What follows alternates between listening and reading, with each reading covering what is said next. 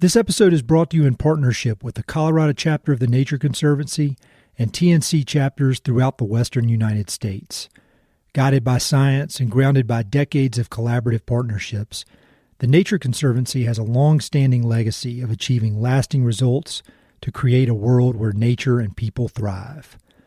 During the last week of every month throughout 2025, Mountain Prairie will be delving into conversations with a wide range of the Nature Conservancy's leaders, partners, collaborators, and stakeholders, highlighting the myriad of conservation challenges, opportunities, and solutions here in the American West and beyond.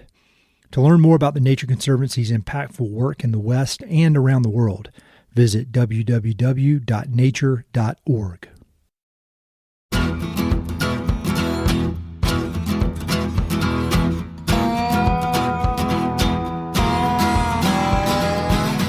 This is the Mountain Prairie Podcast. I'm Ed Robertson. My guests today are Celene Hawkins and Taylor Hawes. Celene is the new Colorado River Program Director for the Nature Conservancy, stepping into the role after years of impactful work in tribal water policy and place-based conservation across the Basin.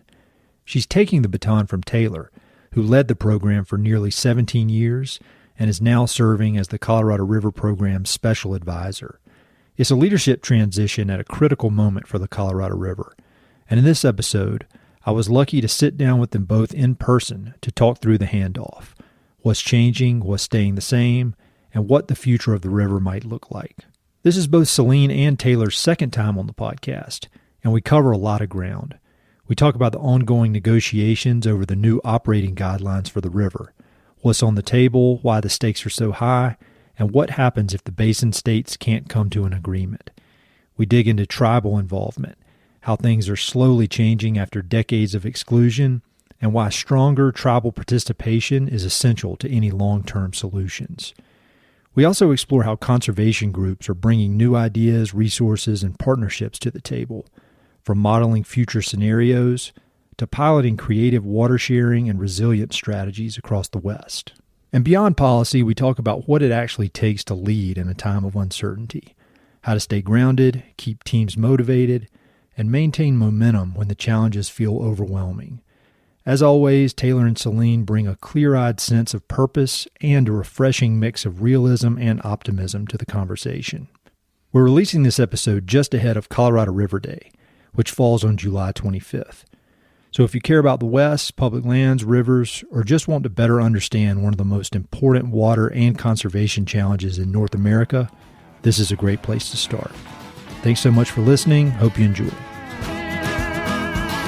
All right, Taylor and Celene, I was thinking on the drive up here to Denver, we're recording this in Denver. I'm so glad we could do it in person, but I was thinking how, because I've been doing this podcast for so long, I think I'm in the 10th year. One of the coolest things for me is that I've been able to see people's careers kind of evolve and grow and go in different directions. And so many of the people like that I talked to, even at the beginning, I've stayed in touch with.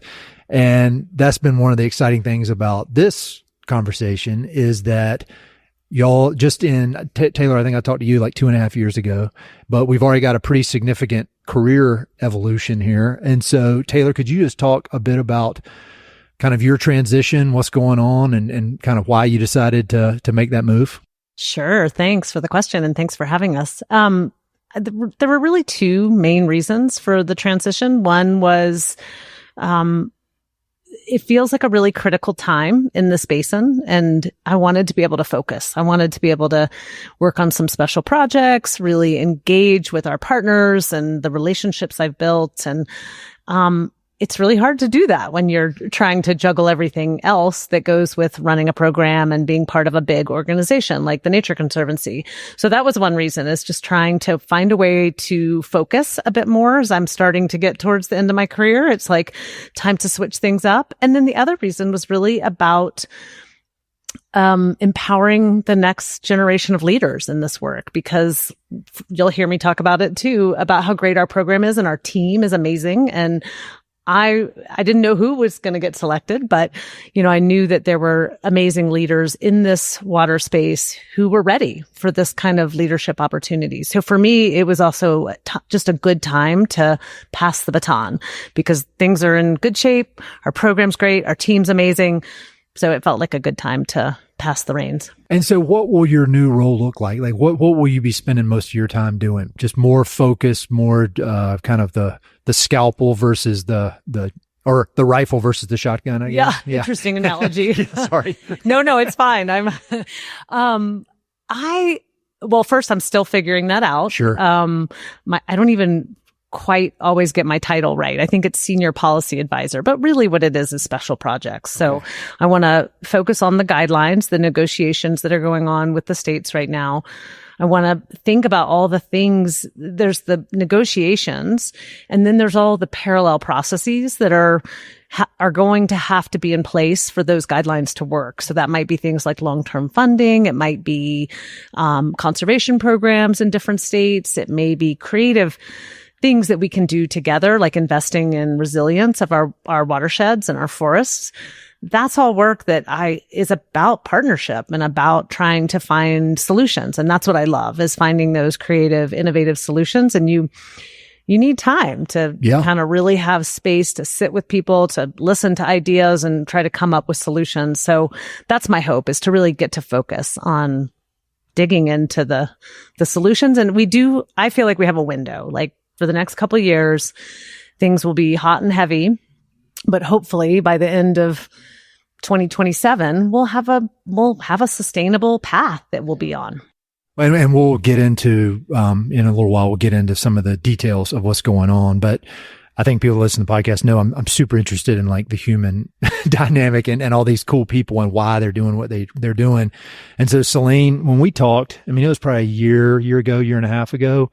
And I love that conversation and I learned so much. And it seemed like, from my perspective, that you were all in on that position. You absolutely loved it. You were, really both innovating and then pushing things forward that had been in the works for a while. So when this opportunity came up, what was your thoughts? Like what, cause I think you probably could have stayed in your old role for many, many, many, many years and been fulfilled and been doing important work and pushing important things forward. And we've got kids a similar age, and you decided to step it up. I'd love to hear about that.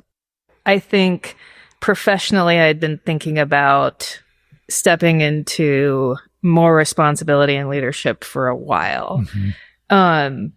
And this particular role allows me to do it in the place where I have the best sense of purpose and where I think I can provide the most to making the planet better for my kid, which is a huge driver for me in taking on this work. So every minute that I spend away from him and my husband and our dogs in Durango feels like it's doing something that's actually going to make a difference to make his generation and future generations be able to thrive in the Colorado River Basin. Mm-hmm. And then there's the whole side of it that Taylor has built an extraordinary team. And then we have an extended network in the Nature Conservancy and our partners throughout the basin. I mean, I just can't think of a better group of humans to build a good future with. Sure. And Taylor, when you think about your, kind of legacy in that role and how long, I was reading an article, and your name was there, and they said you'd been doing work in the Colorado River Basin for more than a quarter century. Makes me feel old. But that's no joke. When you look back, and this is always a question that humble people almost refuse to answer, but what are you proud of? Like, what are some of the things that, years from now, you're going to look back like that was pretty cool? I think first and foremost is the team and the program that Celene referenced as well. Is we have an amazing group of people who are so smart and they care about the work. They care about each other. They support each other. So I think our program, and it's an extended program, as Celene mentioned, we've got our core team of about 14 people. That's an amazing group of people. But I think what's unique about this program is the top-down, bottom-up approach. So we work across an entire watershed into Mexico. We have transboundary victories and wins for nature. And that is, I think, being able to have that extended network and capitalize on what TNC does best, which is building the relationships on the ground, also building the relationships at a state capital, and at the federal level and with our water user partners, agriculture, tribes, all these different partners.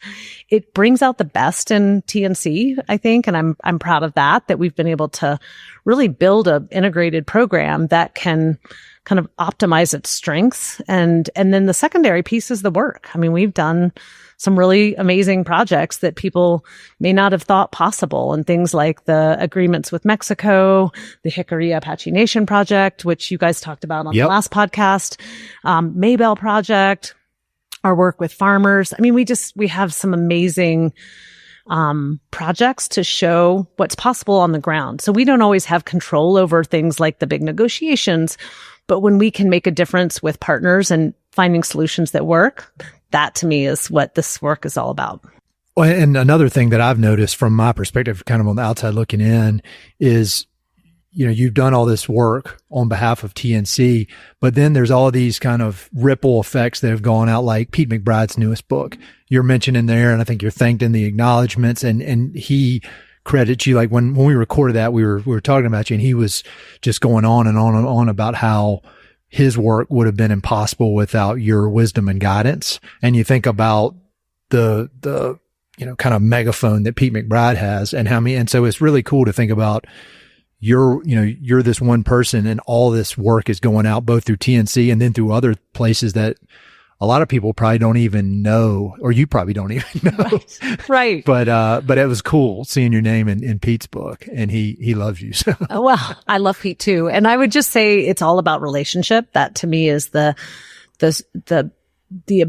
our ability to get things done is by finding those other people who are willing to, work together and roll up their sleeves and find solutions. And that's what makes this work so fun. I mean, it's fun for a lot of reasons, because you've got a little bit of everything, like economics and sociology and climate and weather and law. It's all for people who have, a little bit ADHD. It's awesome because you never are bored, but then it's really about the people. Sure. Well, that's what all these TNC episodes have made it very clear. I mean, that's in the end, it's all about the people.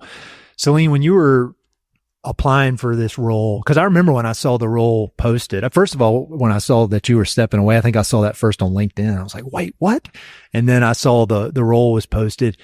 I mean, I would imagine super competitive, a lot of really great people, with a lot of great experience wanting that job.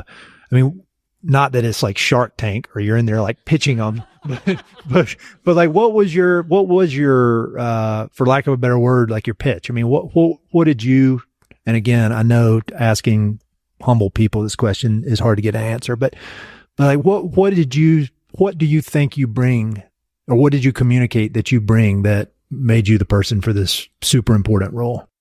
Oh, I'm having post-traumatic stress from such a long interview process. Now it's kind of like I'm interviewing you again.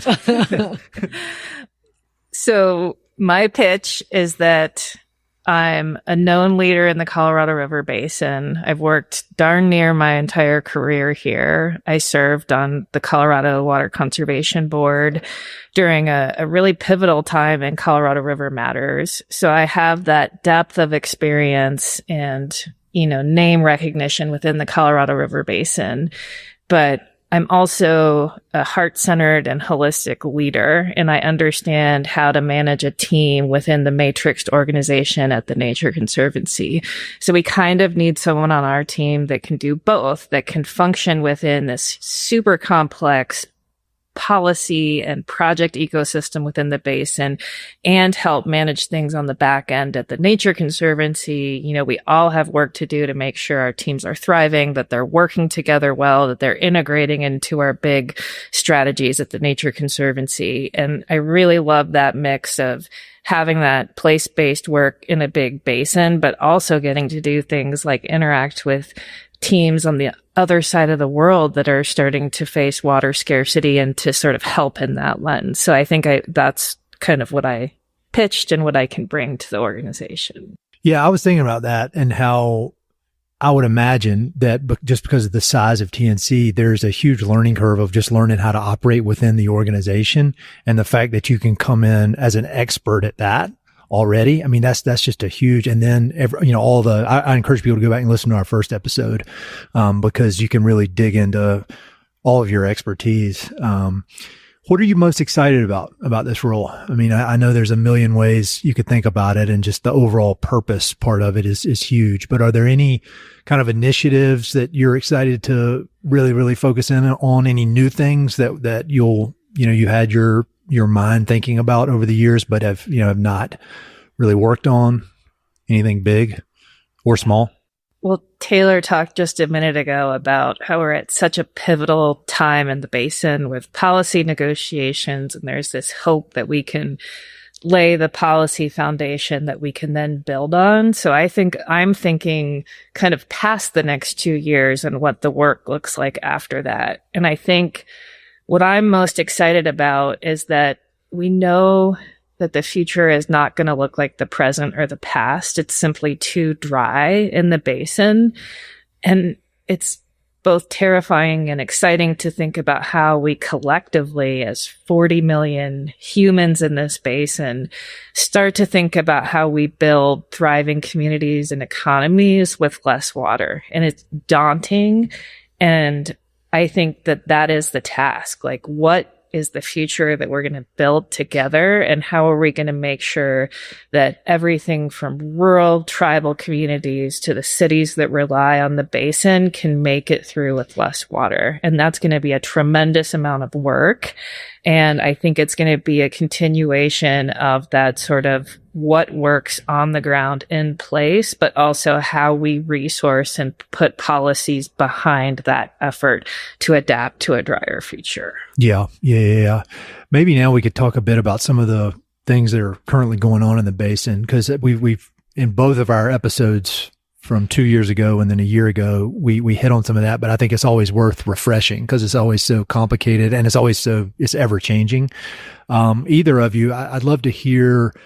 Could one of you please give just an overview of the current negotiations, why they're happening, and then kind of where we are in that whole process? Because from my research, getting ready for this, it seems like things are getting kind of heated up.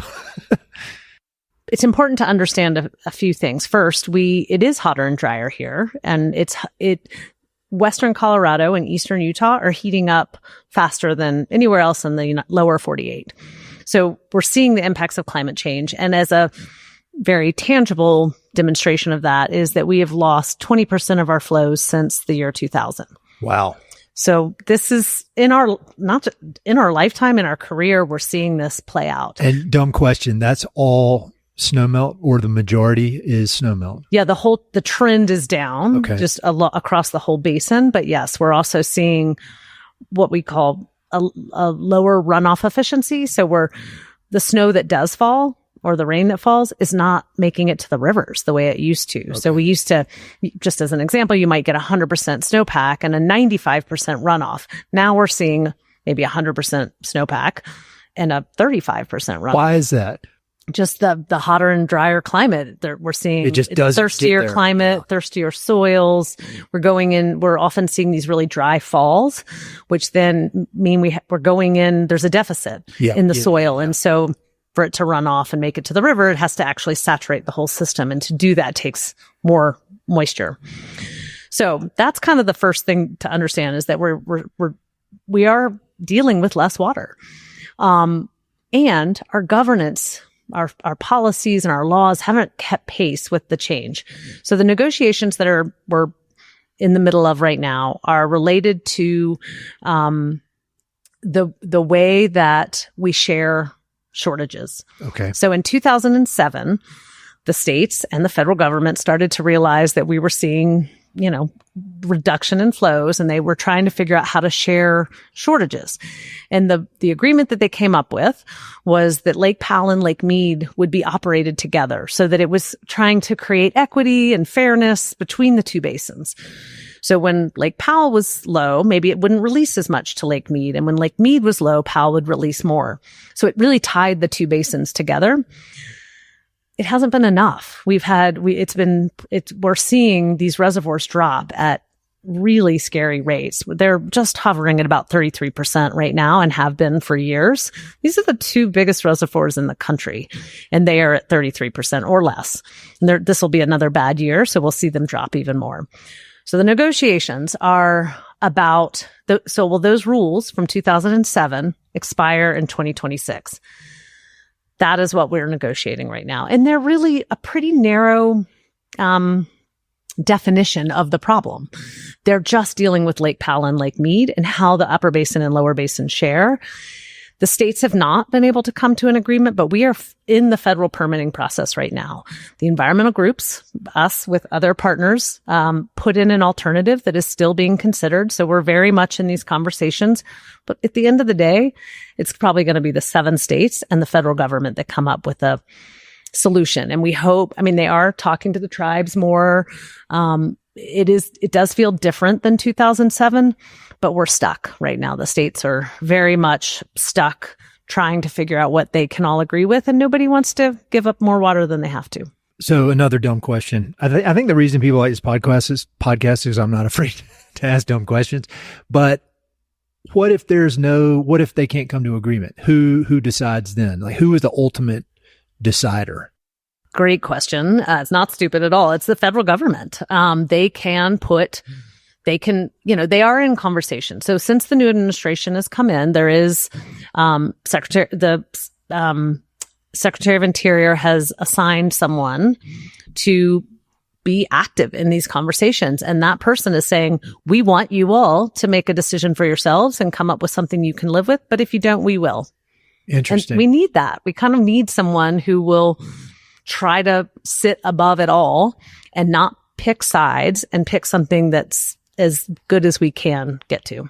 And is that how it worked in 2007 as well? Yes. And the states figured it out or came up with a solution. And then the federal government just stamps it. Yep. This is what we're doing. Yeah. If they come up with an agreement, then they will put that in as the preferred alternative in the federal permitting process, the environmental permitting process.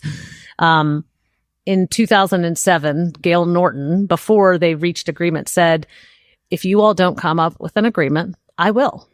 And so that really put pressure on the states. I'm not sure that's going to be enough this time, but I think the states are close enough that the federal government can see a path. They can see something that could be a compromise.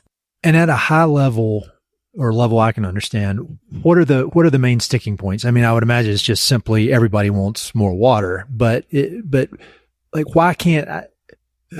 It's just hard for me to understand. Like, we kind of have the science, we have the data, but is it everybody just trying to play chicken with each other? Is that basically what it comes down to? Yeah, I would say a few things you would hear if you were to talk to the Basin state principals is the upper basin states feel like they deal with hydrologic drought, which is essentially that if the water's not there, the water's not there. Yeah. So farmers and ranchers and cities are dealing with shortage every dry year.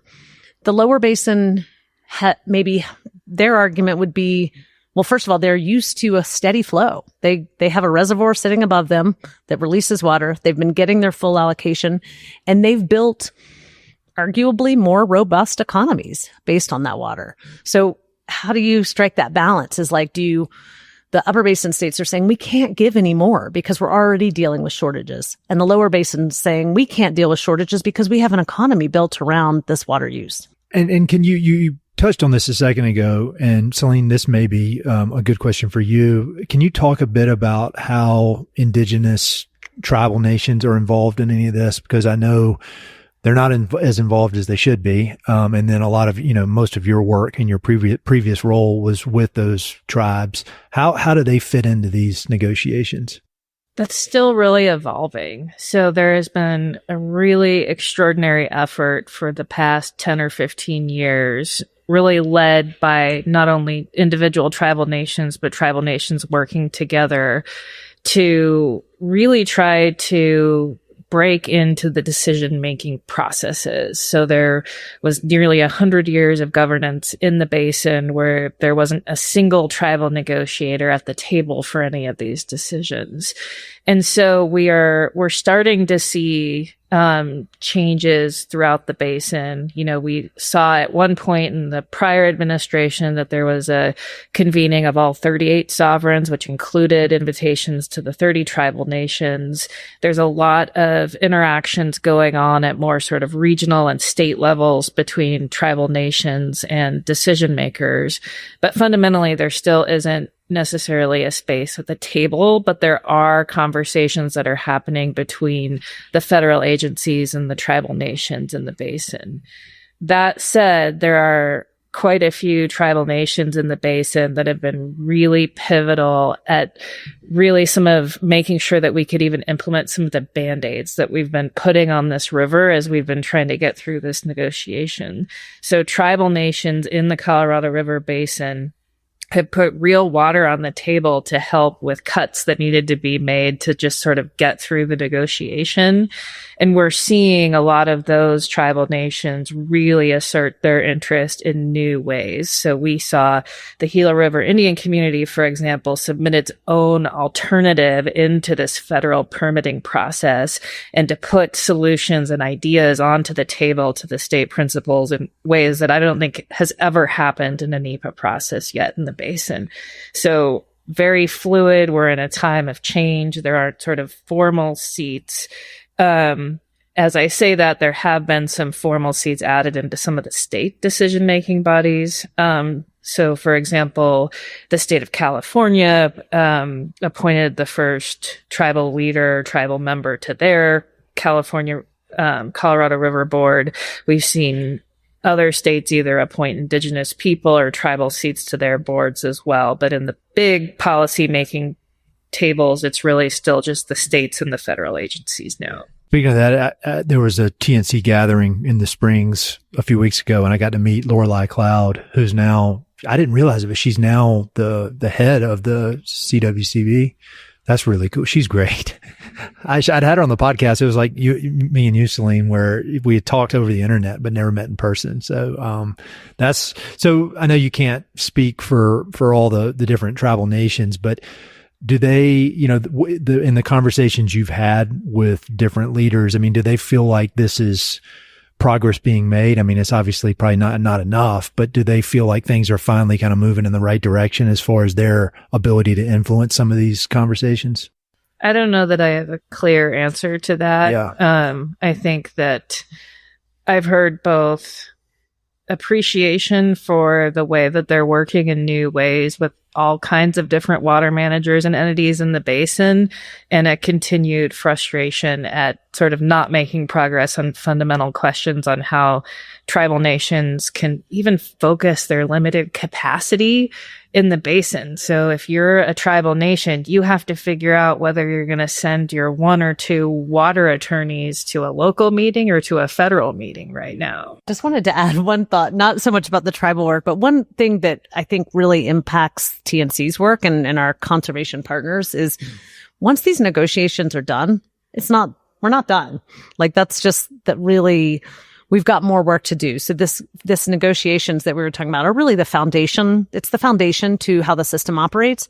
Then we can start working on state programs and long-term funding and watershed health investments for resilience. There's so much more work that needs to get done. So why we care about this particular set of negotiations and agreement is so we can kind of see the playing field and know what has to be done at the edges that are going to be really important to communities. One more question about the negotiations. You mentioned a little bit about this, but it's, the states negotiating with each other, federal government overseeing that. How would you describe the role that TNC and other NGOs play in this? Is it providing information so they can make better decisions? Is it almost like a lobbying type thing? I mean, how would you, I guess just from TNC's perspective, how do you see your role in that? For one, we did team up with 6 other NGOs to submit an alternative. Okay. So there are 4 alternatives that are being considered right now, not a state consensus one, but 4 that are being examined right now. One of them is ours, and it went through wholesale. Oh, wow. So I feel like the thing that we can bring is new ideas, good ideas, different ideas. We're one of the few groups or stakeholders that are looking at the whole basin. We want the whole basin to work. We're not just looking at it from one state's perspective or one geography. We're kind of looking at the whole basin to make sure that it is going to be sustainable for 40 million people and all the animals and wildlife and communities that depend on this river system. So I would say we're bringing good ideas. We're also bringing resources. Like we have modelers on our team who are also able to do some of the same things that the states are doing, but try different assumptions, look at different things. So really it's the power of good ideas and the power of partnership. We can kind of create other conversations with tribal partners or with agriculture to bring new ideas forward. Anything to add to that, Celene? I think I would just add that I think the conservation groups are particularly well positioned to bring in innovation and new ideas in ways that it's really hard for like a state government to do. Sure. So we often have been sort of testing things on the ground. Sometimes we know what hasn't worked, which can be really useful. You know, like, oh, we tried that and it didn't work, so you'd have to adjust it, or maybe we should think of something else. But yeah, just thinking again about, since we're not always in the hard headspace of like, how many acre feet is my state really going to have to cut? And we can be thinking more in, how are we going to get through this? What could we be doing with communities, with all kinds of partners to sort of make it through this future? And I think it's that combination of both that are going to be needed to land a new set of guidelines and that foundation for the future. So that's obviously taken a lot of effort and thought and guidance, and, you know, the kind of the end is in sight one way or the other. What are some other things that y'all are thinking about that are super important at this point? I mean, I feel like with anything water rights, in my experience, you know, you learn one new thing and it opens up 10 things that now you have to figure out that you realize you don't know. And so, I mean, what else is going on with either TNC's work or some of your partners' work, things outside of these negotiations? I think something that is tied to the negotiations is, I feel like for the first time in my career, we are having a discussion at the basin scale about living within the means of the river. And that is really fundamentally at the core of our work to help sort of balance the water supply and demand. So we have been testing all kinds of different things on the ground and doing projects that range from crop shifting to water sharing, to just really think about, how are we going to provide the same services or the best that we can in our communities with less water? And so we have been working on that out on the ground. We've also been working on sort of gray, hard infrastructure, how we operate these dams. If there's less water in your system, it's going to make it or break it for fish survival or having a healthy ecology when you push that water out of the dam. So we have been doing work like that. We have a whole host of resilience and nature-based solutions that we've been working at scale in the Colorado River Basin and across the West. And then we have our tribal partnerships, which sort of run the gamut of everything from projects to policy. So even while the basin feels a little stuck right now, or sort of on the precipice of having this foundation, we have been testing all of our ideas and working in communities across the basin, across tribal nations, and in Mexico in the basin. Are there any that have been surprisingly positive, or maybe come up with a solution that maybe you didn't even know existed, like when it comes to agriculture or something like that? I mean, have there been any big, oh, wow, I'm surprised this is going to work as well as it will? Does that make sense? I think we're still really in the testing phase on some of these. Sure. Like, I've been super intrigued by projects where we're looking at whether you can save water by watering at night with more sophisticated irrigation systems. So really thinking hard about how we do more with less. I don't know that at my fingertips I have the hard data. Like, we're right in the middle of testing, different crops, different seasons. When can we sort of make sure that we're taking water off the fields at the right time if we're not going to have enough? And I would add that it's very specific to climate and geography and elevation. I mean, for farmers in particular who are using 70 to 80% of the water supply to grow food and fiber for all of us. Yes. Their operations are very dialed in. You can't just come in and have a blanket solution. You have to really listen to what they need for their operations. I do think once each state knows the limits that they'll have to live within in the future, we're going to see even more creativity, because they're going to have to reduce their water use. The state probably will put more funding. All the states will come up with programs and solutions that can help farmers reduce their water use.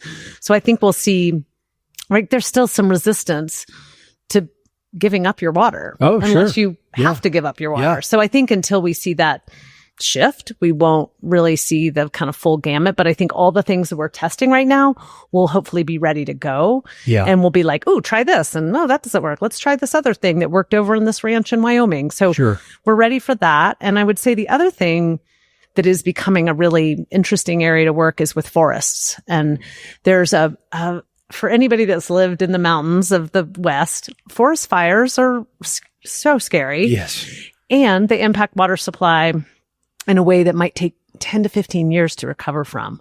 So there's a lot happening with kind of what can we do in the forest space and in our restoration space in our rivers, like in the wetlands and the kind of valleys that will help with water supply in the long run. And that's an area we're seeing, water utilities and states and communities and wildlife advocates. I mean, there's so many people that are like, yeah, we should all be doing that. So we're still looking for those places of synergy.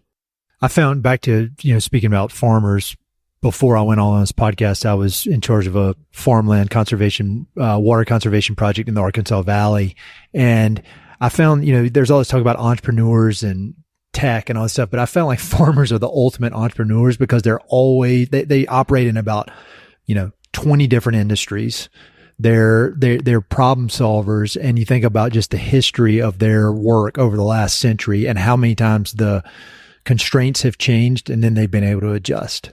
And it's really inspiring. And it's also just amazing to me how tough they are because every year it's on the line for them and they have to figure it out, problem solve. And so that's going to be interesting to see what happens. Not to go into crazy politics or anything, but I think from my perspective, again, on the sidelines, it seems that there is a lot of chaos when it comes to federal funding across the board, whether you're talking about grasslands conservation, and I imagine it's kind of chaotic in water conservation as well. How has some of the uncertainty when it comes to federal funding, how has that affected y'all's work or your outlook at all? It still might be a little too early to tell. I think we'll know more maybe a little bit later this summer, but I'd say uncertainty is really the word. A lot of our projects that took federal funding in, we just had to pause this year and really take a look at sort of what was going on and, were we going to be given a stop work order? Should we continue making sure that we weren't getting sort of financially too exposed by continuing the work, not knowing if the agreements were in place?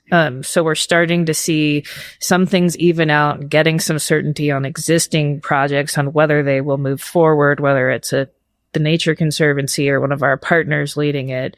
But I do think we've spent, just as much time trying to manage the funding this year than we have been trying to do the good work on the ground. And that's really ultimately what we're all pulling together for. No one wakes up and says, I think I want to manage a federal grant today. They want to do something in a basin where we desperately need to be taking stewardship actions. And so it has, it's been a tough year, and I really hope that we will see sort of an evening out of investments in the health of the Colorado River Basin.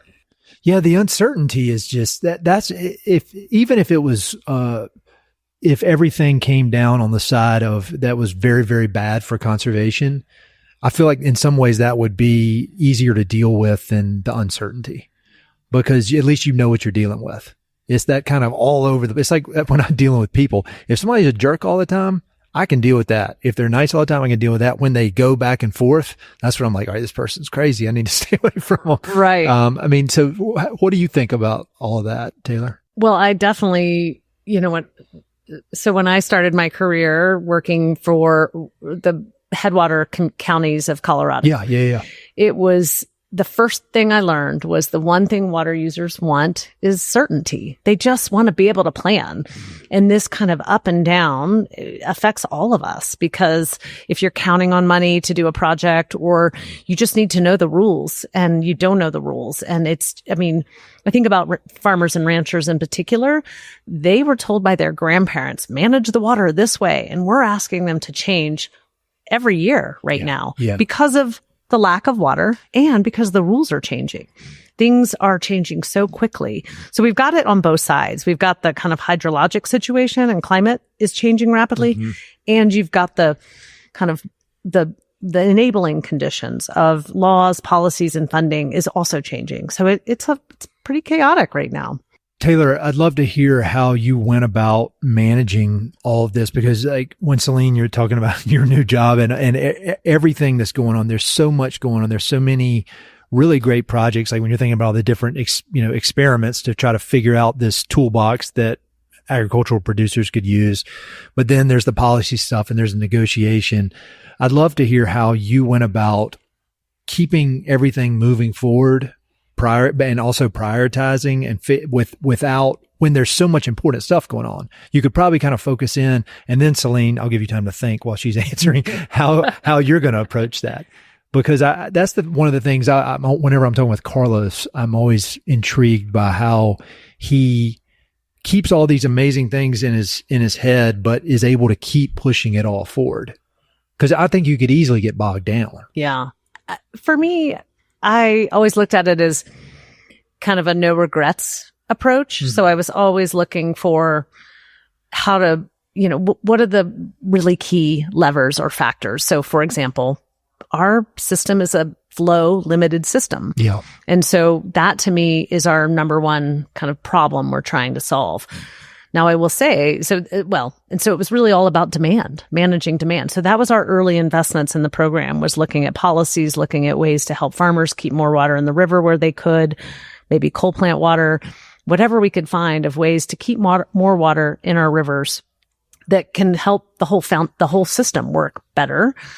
As the system has gotten hotter and drier, I've personally become more aware of how dry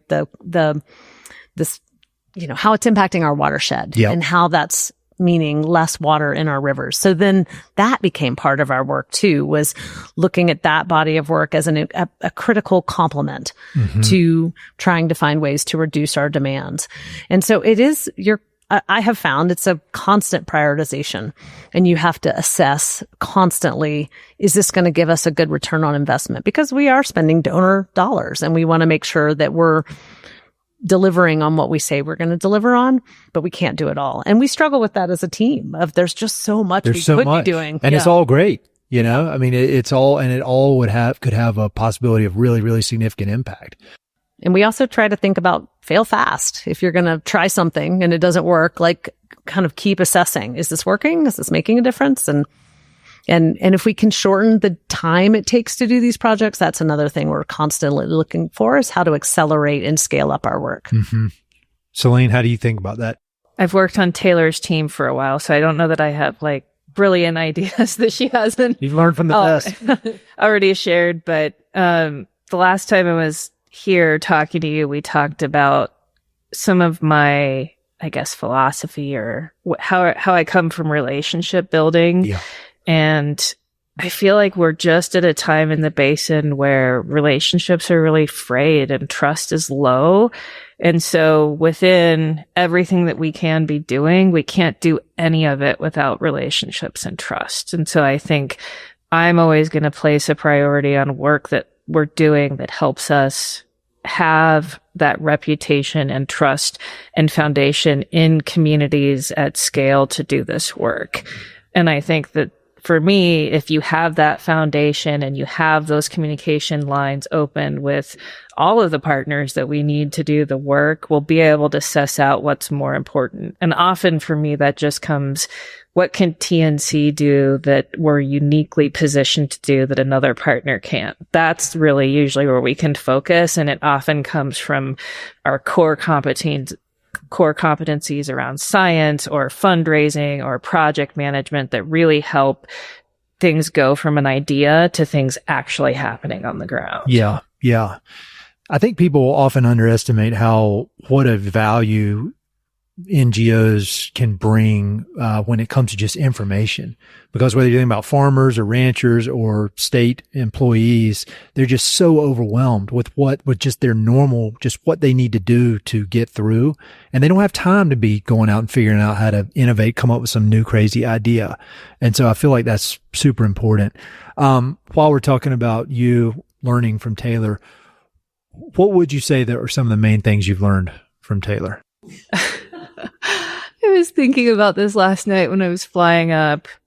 It is hard to work in the Colorado River for a long time. Like, it's kind of a bummer, right? We're always dealing with stress and people who are upset. And Taylor somehow has worked here for more than a quarter century and just always brings a laugh and we can do it together. Yep. So that is like such a soft answer, but like, if I am nothing else, I want to continue to be like that in my work. Yeah, you need that. I listen to all these podcasts and read all these books about military stuff, and that's, you could be all these soldiers are in these terrible battles, but I think one of the common kind of themes you see in leadership is this just can do. Obviously it's different if you get in a battle, but that just, hey, keep the morale high. You think about Shackleton. You ever read that book?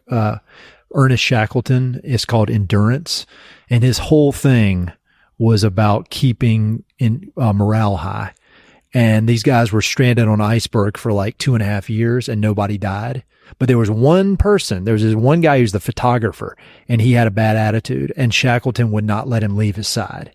He slept in the same tent with him. He was never more than an arm's length away because he knew that could kind of infect the rest of the group. And so now I'm going to switch it. What do you see in Celene that makes her so good at what she does and able to kind of take the baton from you and go? Yeah, I think well, for one, Celene is so thoughtful about, like, she's really looks at all sides of the issue and the challenge that we're facing. And I think really in just immerses herself in how to solve it to meet all these different needs and goals. And so I think bringing that thoughtfulness to the bigger issues that we're facing is going to be critical. Yep. And second is I think I've seen it so much in her tribal work of just being organic in letting the relationship evolve and develop at the pace it needs to. Mm-hmm. And I think that is also going to be critical for our future and the work we're doing. You guys were really good at giving me good book recommendations last time. And so I'm always interested. Have you read any new ones? Any ones come to mind that you would recommend to me and the listeners? I feel like since we talked last, I've been in a era of reading stuff that's not new, and I think I've been reading some of my childhood favorites. Oh, really? My son. Like which ones? Right now we're reading A Wrinkle in Time, which I've not read since I was a kid, and it's just lovely to rediscover. It's like finding an old friend. It is. I kind of forgot about. And I got a chance to meet Terry Tempest Williams, and I somehow held it together to like not be too weird when I was with her because I was so excited to meet her. And I went back and read Refuge, and what an absolute masterpiece. Yeah. So yeah, that was, I mean, I've read a lot since we've talked, but those are the ones those are the ones that stuck out, is revisiting the childhood classics with my kid and going back and reading some of my favorites. When I read My Side of the Mountain to both of my daughters, I mean, it almost like brought me to tears because that book was so important as a kid. I mean, that was the book, that and Hatchet. And I've read, and it's funny on this podcast how many people consider My Side of the Mountain to be like one of the most important books they've ever read because they read it at a formative age. How about you? Any good books? Yeah, I did want to mention Terry Tempest Williams had a op-ed in the New York Times about kind of the value of public land. So you can get some fresh material from her. Nice. Just came out, I think, Sunday. Yeah. Oh, okay. Yeah, cool. It just happened. I haven't even read it yet. The two books that I read together, so I listened to one and was reading the book at the same time, was Ministry for the Future, which was I read, and then I was listening to Braiding Sweetgrass at the same time. And they braiding sweetgrass was an interesting antidote to Ministry for the Future. What's Ministry? I feel like that's been recommended, but I can't place it. It's about the future, and it's a novel. It's a novel. Okay, yeah. But it's a kind of a climate change future, and they create the Ministry for the Future to represent future generations. Okay. In a climate change world, so it's kind of it is dystopian, but it's but hopeful too that we can fix this. And the author's an economist, so it's really kind of told, even though it's a novel, told from kind of the economic levers that we need to pull. It makes you think. You can't stop thinking about it. Braiding sweetgrass, which you may have even recommended last time, I'm not sure, on the podcast, but was a kind of a reminder of just how grounded we can be in place and in the natural environment. So it was really helpful to be listening to that at the same time I was reading this kind of dark, futuristic knowledge. Totally. But I don't think I could have read Ministry for the Future without having that kind of more perspective of kind of being aware of giving. Sure. That this braiding sweetgrass is kind of all about gifts to each other and to the planet, and the planet giving us gifts. So I think I had an author on a while back. He's been on several times, but named David Gessner, and he had written a book. He's really funny, but he's a very talented writer. And he wrote a book called A Traveler's Guide to the End of the World about climate change. And I think he referenced that Ministry of the Future book a lot. You guys are doing so much important work. And you're so good at making water work interesting and fun to talk about, because I found when I was in that world, I could see people's eyes start glazing over when I'd start talking, and I learned to kind of change my tune to try to keep them engaged. But what have I missed? I mean, what are some things that maybe some other things y'all are excited about that I did not ask about? I mean, is there anything else, any other way you want to wrap this up? I'm sure we could talk for hours on end. Yeah, I'll give Celene the last word. So, I think, again, back to people. Yeah. This is all about relationship. It's about finding people who are wanting to find solutions just as much as we are. And then I think we start to find that common ground, whether it's in the forest space or the big basin issues or long-term funding. I think we all recognize we're going to need funding to invest in this basin.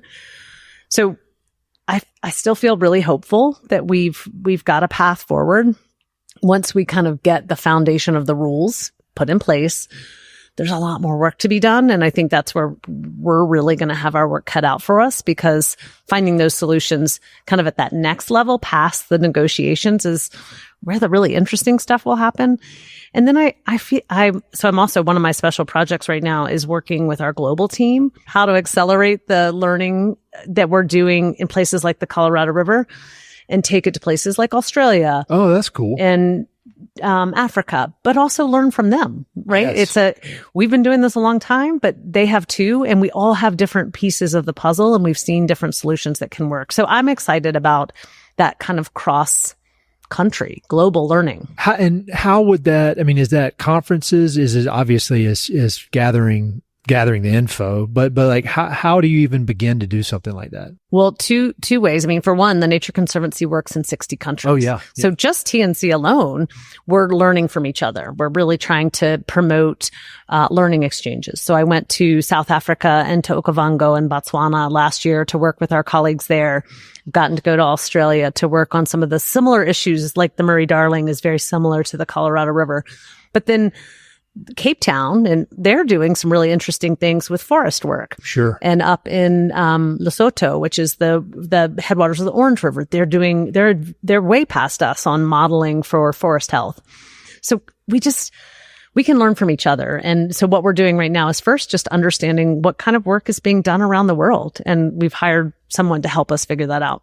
That's when the real power, we talk about the ripple effects, like we were talking about your career, but when you think about all this amazing work you're doing on the Colorado River, but that there are all these people all over the globe that could learn from it and tweak it a little bit to their model. I mean, that's where I feel like the real, when I was used to raise money, that was the always trying to focus in on how is this going to affect things outside of this little world where we're fully committed, but if it can help other people, all the better. Well, and I would just add, like say this all the time, but climate change is water change. So we're going to see drier, places that are already dry get drier. We're going to see places that already get floods, get more floods, more intense floods. So just understanding how we can influence that and hasten our learning is going to be really important. Yep.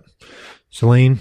I think for me, when we get this foundation of whatever comes out of this policy negotiation, there's going to be so much work to do. And I feel like it's going to take grit and energy and all of this to come together.